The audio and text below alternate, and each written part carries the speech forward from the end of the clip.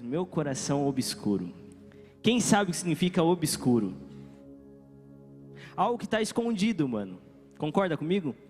Todo mundo aqui tem um coração obscuro. Tem algo que está escondido dentro de si. Concordam comigo? E que a gente não gosta que saia para fora. Amém? Quero ler um texto com vocês. Um texto um pouquinho longo, mas que vai fazer com que a gente caminhe durante nossa mensagem por ela toda. Amém? 1 Samuel, capítulo 16, versículos de 1 a 13. Tá lá? Tá lá.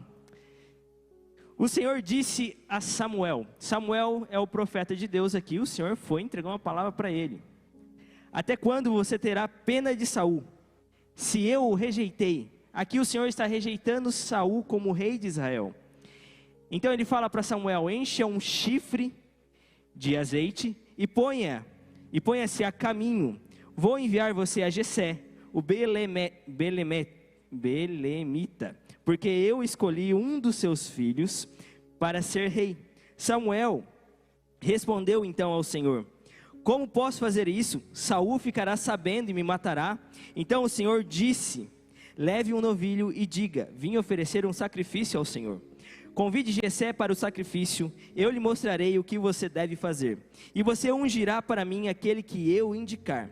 Samuel fez o que o Senhor tinha dito e foi para Belém. Os anciões da cidade saíram ao encontro dele, tremendo, e perguntaram: é de paz a sua vinda? O profeta Samuel então responde: sim, é de paz. Vim oferecer sacrifício ao Senhor. Consagre-se e venham comigo ao sacrifício. Então ele consagrou Jessé e os seus filhos, e os filhos dele, e os convidou para o sacrifício. Aconteceu quando eles chegaram, Samuel viu Eliabe e disse consigo mesmo: certamente está diante do Senhor o seu ungido.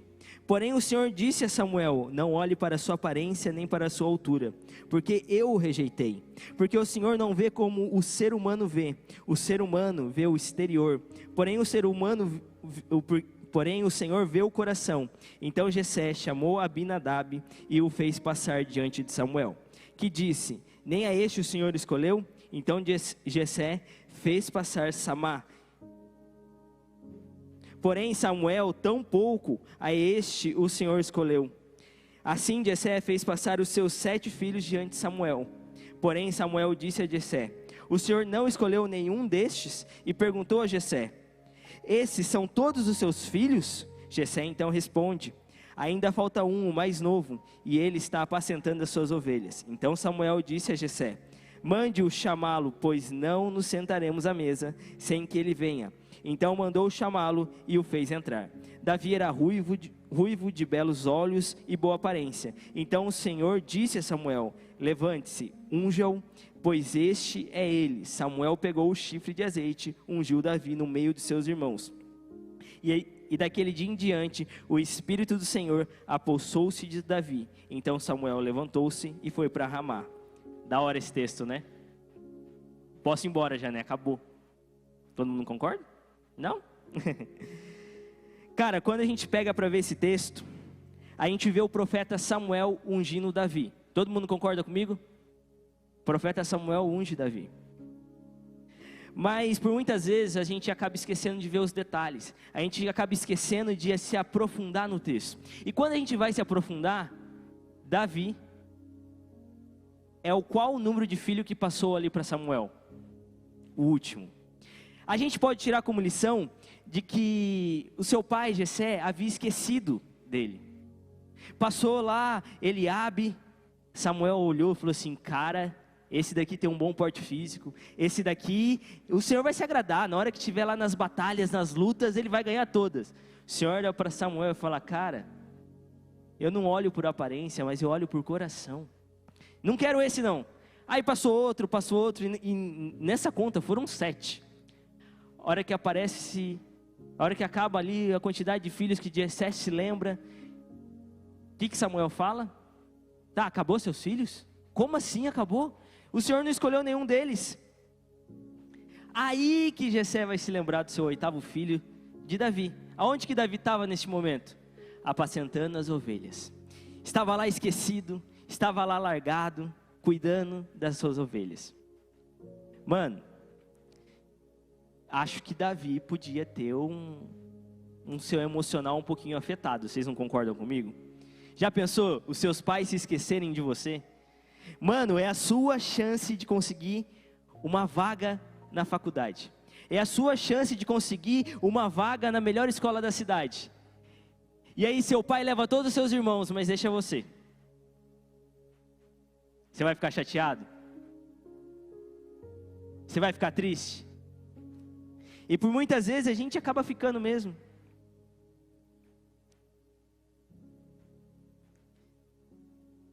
Só depois de Samuel perguntar a Jessé, que ele vai se lembrar de Davi, então ele manda chamar Davi. Só que nesse momento, quando isso acontece, quando o seu pai lembra de você, às vezes seu emocional já está bem abalado. Aqueles que você mais ama acabam esquecendo de você. Aqueles que você mais gosta, aqueles que você vai em busca do amor, acabam esquecendo de você. E como fica o seu coração por dentro? Como fica aquele seu lado obscuro, aquele seu lado escondido, sabe? Como que fica? Tá, você pode falar assim, beleza, meus pais não esquecem de mim, eles lembram de mim para tudo. Mas mano, provavelmente você tem um trauma na sua casa. Você tem um trauma na sua família. E isso faz com que o seu emocional fique totalmente abalado.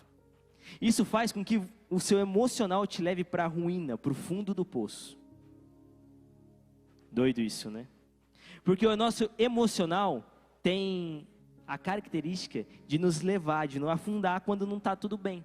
Quando a gente tem feridas maltratadas. As nossas decisões acabam sendo tomadas precipitadas. Nossas decisões começam a correr para chegar numa linha de chegada antes daquilo que a gente deveria. E olha o que diz lá em Mateus 7, de 13 a 14. Põe aí para nós o texto. Põe na NA, mano, ou na NVI. Entre pela porta estreita, pois larga é a porta e ampla é o caminho que leva à perdição. E são muitos que entram por ela. Próximo. Mas estreita é a porta e apertado é o caminho que leva à vida. E são poucos os que o encontram.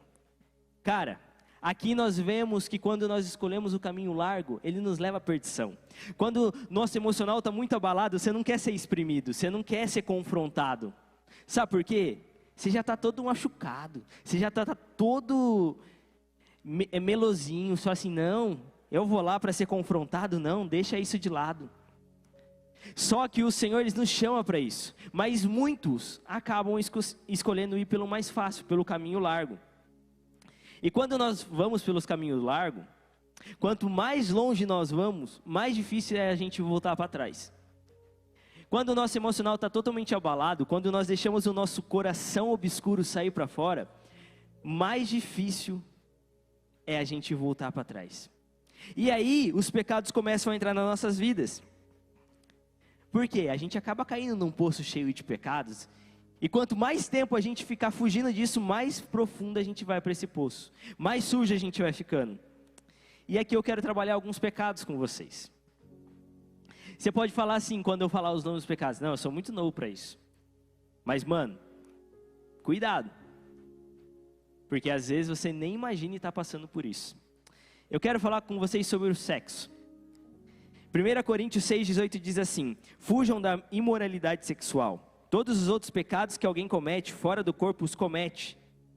Mas quem peca sexualmente, peca contra o seu próprio corpo.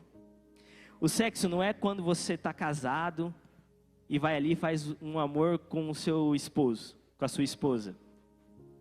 Ou quando você não está nem casado e você já pula etapas. Não. Quero também abordar aqui o ponto da masturbação, que na adolescência é muito comum. O que acontece quando você está dentro do seu quarto com a porta trancada? O que você tem visto? Quando a gente vai cada vez mais adiante pelo caminho largo, a gente quer um momento de êxtase. A gente quer ficar liberto durante alguns momentos. E mano, quando o nosso emocional está nos espremendo, quando as coisas estão difíceis dentro de casa, o que você quer? Sair de casa por quê? Eu quero encontrar algo que me deixa feliz. Quero encontrar algo que me satisfaz. Eu quero que o meu coração obscuro fique escondido durante algum tempo. E aí, por muitas vezes, você acaba caindo nesse tipo de pecado. Por quê? Você tem uma raiva, um pecado lá atrás, um emocional totalmente abalado. E aí você começa a pular etapas da sua vida. Você quer ter um momento de êxtase, você quer ficar em um momento que você não pensa em mais nada. E aí você começa a fugir. Você começa a dar liberdade para pecados. Você começa a dar liberdade para masturbação na sua vida. Você começa a dar liberdade para o seu namorado, para a sua namorada, para aquele crush seu. E aí eu te pergunto, beleza, você vai lá e faz esse ato. Ok, beleza. O seu emocional melhorou? Durante alguns minutos. Mas e depois? O seu coração vai continuar lá escondidinho, aquele lado ruim seu vai continuar escondido ou ele vai sair para fora? O que acontece é que muitas vezes a gente tem procurado no sexo, na masturbação, esconder um eu nosso. Por alguns minutos, a gente quer uma libertação instantânea, uma libertação momentânea, e a gente acaba caindo. Quando o nosso emocional está abalado, nosso corpo está totalmente bagunçado. Beleza, você vai lá, tem uma noite mó especial com aquele menino, ou você está lá no seu quarto, você começa a acessar alguns sites que não é para você acessar. E aí, mano? Depois que você faz isso, o que acontece? Sua casa já está totalmente arrumada? Não tá, mano. Pelo contrário, você deixou ela mais bagunçada ainda.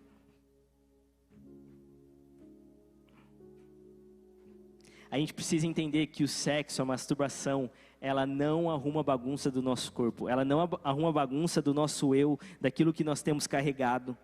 Ela não é uma libertação instantânea. Ela não é uma libertação momentânea. Ela não vai te curar.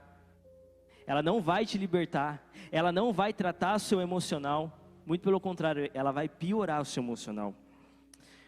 Um outro tipo aqui eu quero falar sobre as drogas. E aqui eu não quero só falar de maconha, de cocaína, crack. Quero falar também sobre as bebidas alcoólicas. Mano, olha o que diz lá em 1 Coríntios 6,19. Põe lá para nós, João. Acaso não sabem que o corpo de vocês é templo do Espírito Santo? Que este em vocês, o qual receberam de Deus, vocês não são donos de vocês mesmos. Mano, quando você tá lá, naquele rolê top, e aí vem um amigo seu, te oferece uma Ascov, te oferece uma vodka com energético, e você põe para dentro, e vai indo, beleza, você vai ficar doidão, você vai esquecer de tudo, o seu emocional abalado vai ficar escondido durante algum tempo, o seu coração obscuro vai ficar escondido, olha que top, aí chega o dia seguinte, e aí? Tá escondido ainda? Ou tá lá bagunçado, tá lá machucado? Como que tá? A gente acredita que a bebida, ela é capaz de nos curar. E aí sabe o que acontece?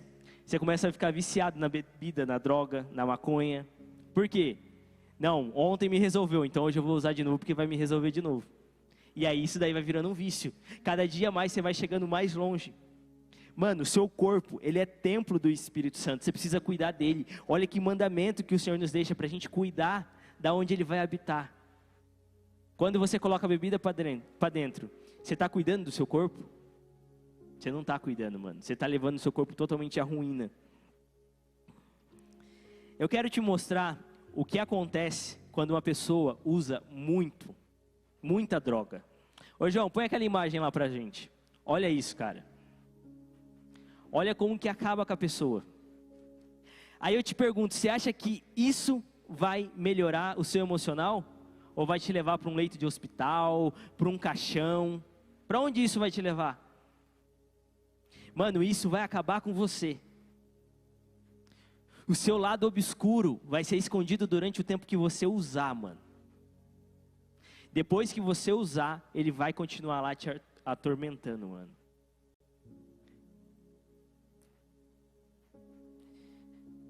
O último ponto aqui que eu quero tratar sobre os pecados é o seu palavreado, a sua desonra e a sua desobediência. Em Mateus 15, de 18 a 19, diz assim: mas as coisas que saem da boca vêm do coração, e é isso o que contamina o homem. Pois do coração saem os maus pensamentos, os homicídios, os adultérios, a imoralidade sexuais, os roubos, os falsos testemunhos e as calúnias.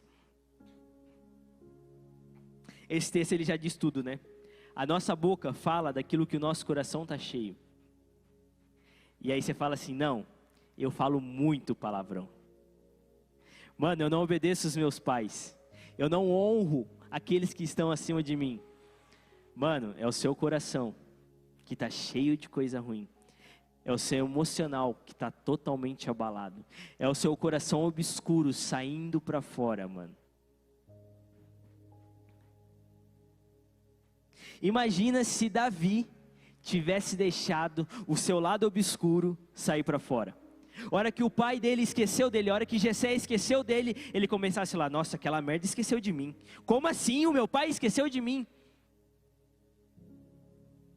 Mas não. O que Davi faz? Davi vai. Davi, ele não começa a contaminar o seu coração. Ele não deixa o seu emocional ser abalado.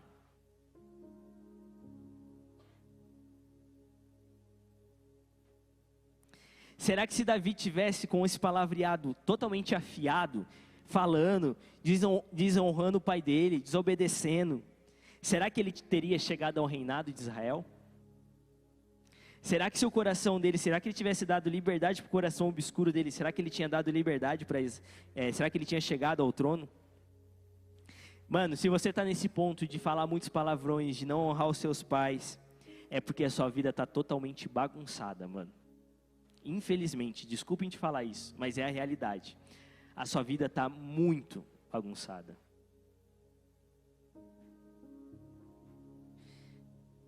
E você precisa arrumar a rota da sua vida, mano. Você precisa sair daquele caminho largo, vir para trás, para entrar no caminho estreito. O caminho do qual Ele nos molda, no qual que Ele nos afia. O grande ponto é que antes de partirmos para entender o convite que Deus tem para a gente precisa arrumar a nossa bagunça, a gente precisa consertar a nossa rota. Eu quero dividir hoje a mensagem em 2 pontos. Esse é o primeiro. Eu queria chamar os líderes aqui para frente. Pode vir, gente, fica com vergonha não. Antes da gente entender para onde que Deus tem nos convidado, para onde que Deus tem feito um convite para a gente precisa arrumar a nossa rota, sabe? A gente precisa dar uma direção para as nossas vidas. Olha o que diz lá em 1 João, capítulo 1, versículos de 8 a 9. Se afirmarmos que estamos sem pecados, enganamos a nós mesmos, e a verdade não está em nós. Se confessarmos os nossos pecados, Ele é fiel e justo para perdoar. Ele é fiel e justo para arrumar as nossas rotas, mano. E nos purificar de toda injustiça.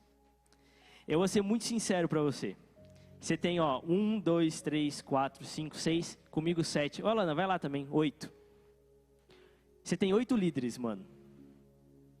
Você tem 8 pessoas e 5 minutos e 29 segundos.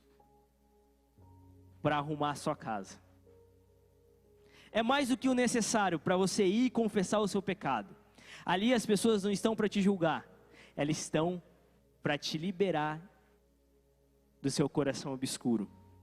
Ô João, põe aí pra gente, eu quebro o meu vaso.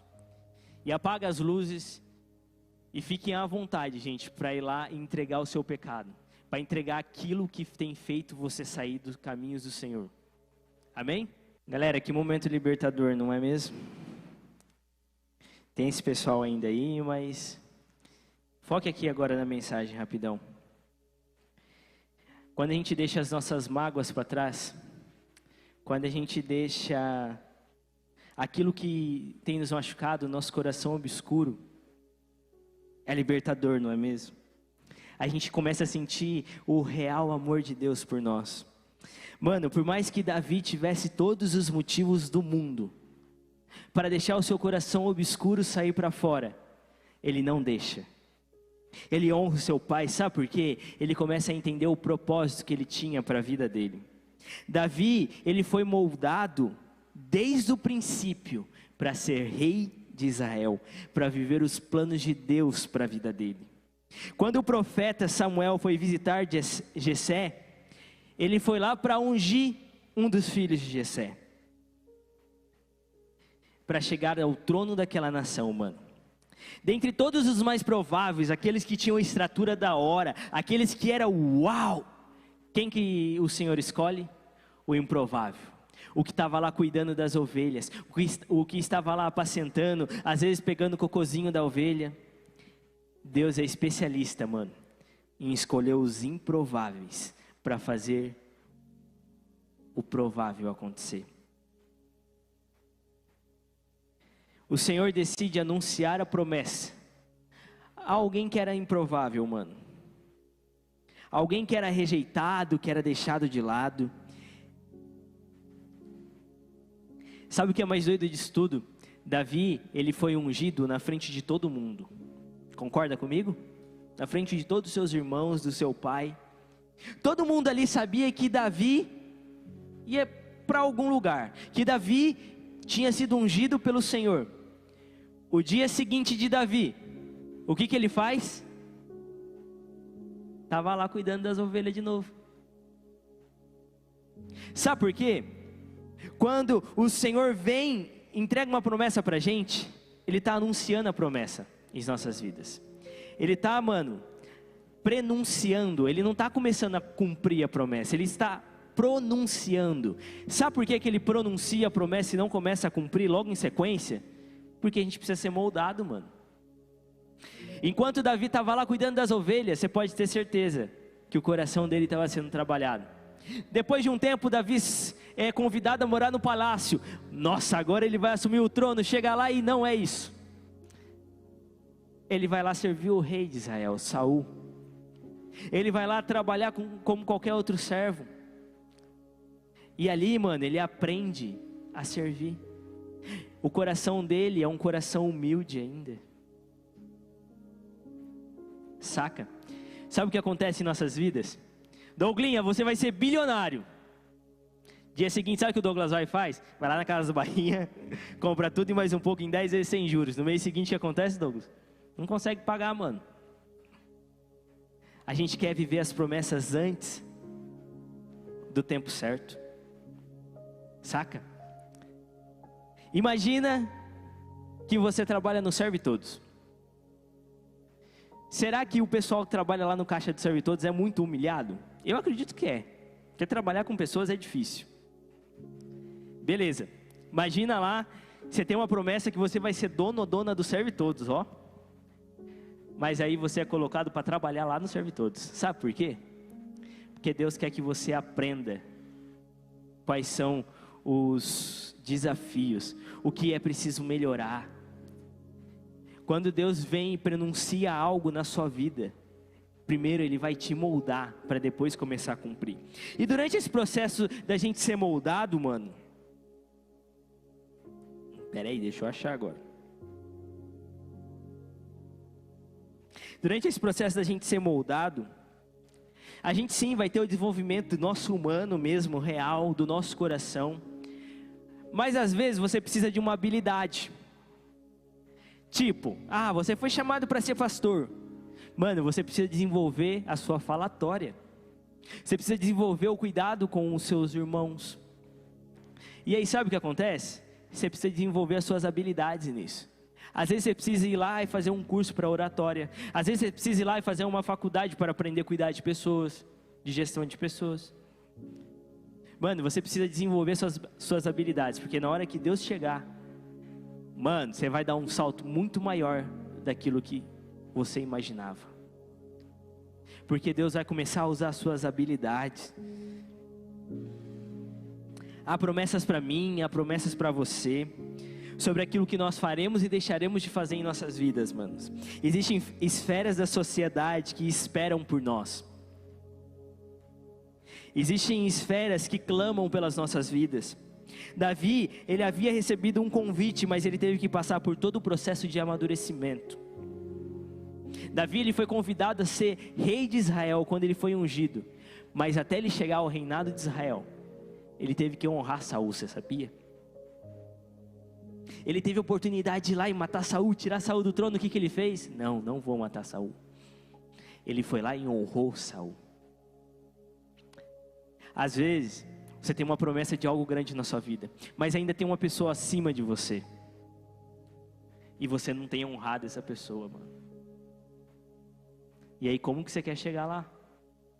Se você não honra os princípios que o Senhor tem para você.